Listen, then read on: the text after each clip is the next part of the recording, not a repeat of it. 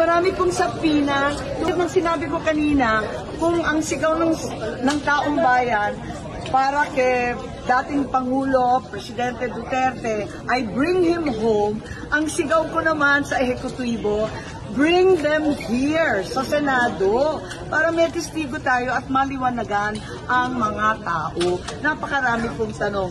Ngayon, dala-dala ko ang iba't ibang sabina. Pagkahaba-haba po ito, hindi naman siguro covered ang bawat pulis ng executive privilege at ng subjudice.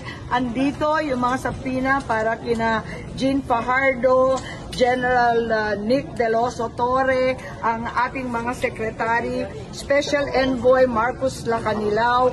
Ang dami po ang dami-daming hindi sumipot, kaya hindi tayo makausad sa atin. Andito rin si General Marbil. Ang dami pong sabina. Ang problema ko, talagang kinakailangan pirmahan ito. Dalawa ang pinadala ko kay Senate President Cheese Escudero. Pero nung Lunes pa inaantay ko, hindi pa lumalabas. Ngayon magpapadala ako muli, sana naman pirmahan at lumabas na itong sabina.